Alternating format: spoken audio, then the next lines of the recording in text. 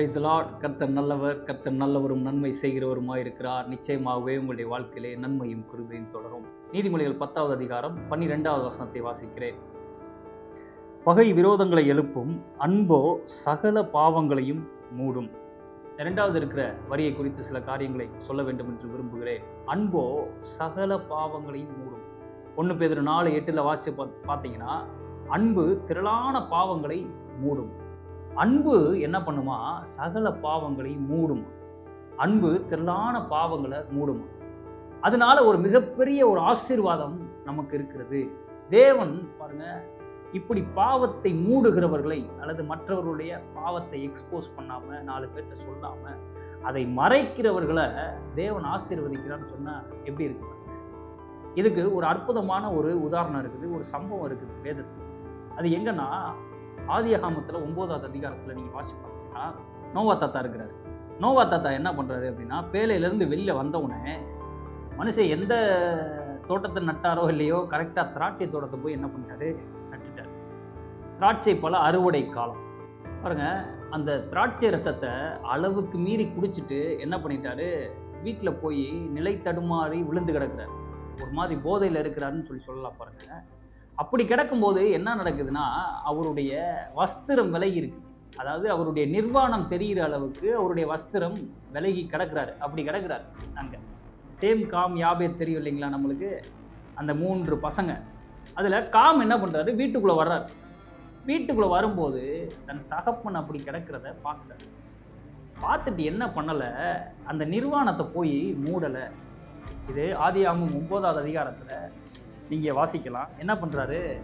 வெளியில் போய் அந்த சேமும் யாபேத்தும் இருக்காங்க இல்லைங்களா, அவங்க 2 பேர்ட்டையும் போய் இதை அறிவிக்கிறார்.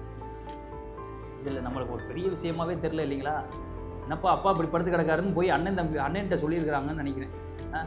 அண்ணன் தம்பிகிட்ட போய் என்ன பண்ணியிருக்காங்க? சொல்லியிருக்காங்க, இந்த மாதிரி அப்பா இப்படி கிடக்கிறாரே, என்ன இப்படி அப்படின்னு சொல்லியிருக்கிறாரு. நம்மளுக்கு சாதாரணமாக தெரியுது. ஆனால் இப்போ சேமும் யாபேத்தும் என்ன பண்ணுறாங்கன்னு பார்த்தீங்கன்னா, என்ன பண்ணலை அப்படின்னா, பொதுவாக யோசிச்சு பாருங்க, தகப்பன் இப்படி விழுந்து கிடக்கிறாருன்னா யார்கிட்ட போய் சொல்லியிருக்கலாம்? தாய்கிட்ட போய் சொல்லியிருக்கலாம். அப்பா இப்படி கிடக்கிறாரு, போய் என்ன பண்ணுங்க, பார்த்து அவரை சரி பண்ணுங்கன்னு சொல்லியிருக்கலாம். ஆனால் அவங்க 2 பேரும் என்ன பண்ணலைன்னா, தன் தாய்கிட்ட போய் அதை அறிவிக்கலை. மாறா பின்னாடி கூடி போய் அழகா நீங்கள் அதில் 20வது வசனத்துலேருந்து 9வது அதிகாரம் 20வது வசனத்துலேருந்து நீங்கள் வாசித்து பார்த்தீங்கன்னா, என்ன பண்ணுறாங்க? தன் தகப்பனுடைய நிர்வாணத்தை பார்க்காமலே போய் ஒரு சாக்கு துணியை அவர் மேலே போடுறாங்க. அந்த பாவத்தை மூடுறாங்க. இதை போய் தாய்கிட்ட அறிவிக்கிறேன். யோசிச்சு பாருங்க, தாய்கிட்ட போய் சொல்லியிருந்தா அவங்க சரி பண்ணியிருப்பாங்க. ஆனாலும் தன்னுடைய கணவனை பற்றி ஒரு தவறான என்ன, பிள்ளைங்க இருக்கும்போது இப்படி குடிச்சிட்டு நிர்வாணமாக படுத்திருக்கிறாரேங்கிற ஒரு தவறான ஒரு மனப்பான்மை அந்த தாய்க்கு போயிருக்கு. அதை கூட அந்த 2 சகோதரர்கள் செய்யலை. இதனால பின்விளைவு என்ன தெரியுமா? நோவா எந்திரிச்சு இதை அறிந்து கொள்கிறார். தனக்கு காம் செஞ்சதையும் அறிந்து கொள்கிறார், சேமும் யாபேத்தும் செஞ்சதையும் அறிந்து கொள்கிறார். அறிந்து கொண்டதுக்கு அப்புறம் இப்போ என்ன நடக்குதுன்னா, ஒரு ஆசீர்வாதத்தை சொல்றார். 26வது வசனத்துல, சேமுடைய தேவனாகிய கர்த்தருக்கு ஸ்தோத்திரம் உண்டாவதாக, கானான் அவனுக்கு அடிமையாக இருப்பான். அப்படின்னா என்ன அர்த்தம்னா, இதை இன்னொரு விதமாக சொல்கிறேன் பாருங்க.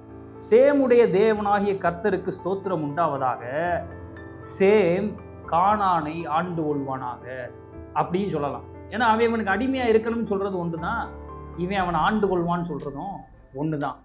இப்போ யாபேத்தை குறித்து சொல்கிறார். யாபேத்தை தேவன் விருத்தியாக்குவார். யாபேத்தை என்ன பண்ணணும்? தேவன் விருத்தியாக்குவார்னு சொல்லிட்டு மறுபடியும் என்ன சொல்கிறாரு? கானான் அவனுக்கு அடிமையாக இருப்பான்ற.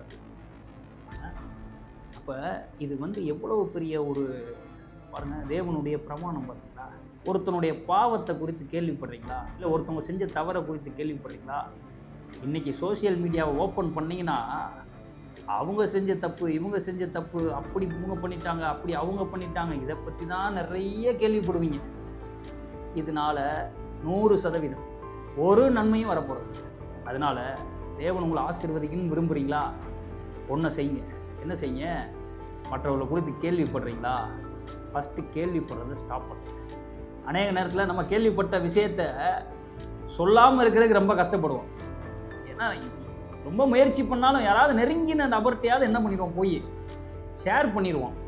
அதுக்காக என்ன பண்ணலாம்னா அதை குறித்து கேள்விப்படாமல் இருக்கிறதே ரொம்ப நல்லது. ஏன்னா கேள்விப்படலைன்னா அதை நான் யார்கிட்ட என்ன பண்ண மாட்டேன், ஷேர் பண்ண மாட்டேன். சப்போஸ் கேள்விப்பட்டேன், இப்போ மாதிரி போய் தகப்பன் நிர்வாணத்தை பார்த்தா பார்த்தீங்களா, அந்த மாதிரி நான் யாரோ ஒருத்தவங்களை குறித்து கேள்விப்பட்டேன், இல்லை யாரோ ஒருத்தவர் செய்த தவறை நான் அறிந்து கொண்டுட்டேன் பாருங்கள், தேவன்கிட்ட உதவி கேட்டு அதை மூடுங்கள். அதை பற்றி யார்கிட்டையும் பேசாதீங்க. இந்த பாவத்தை மூடி பாருங்கள், மறைத்து பாருங்கள்.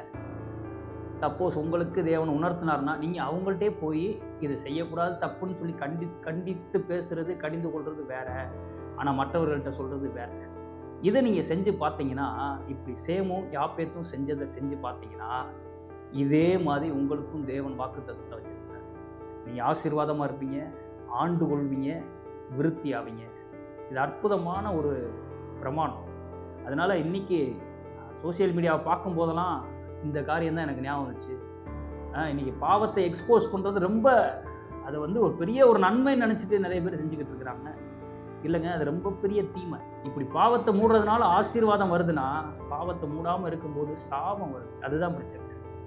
பாவத்தை மூடாமல் இருக்கும்போது என்ன வருது, சபிக்கப்படுறான். காணானீங்க நிறைய பேர் வாழ்க்கையில் நான் பார்த்துருக்கேன்.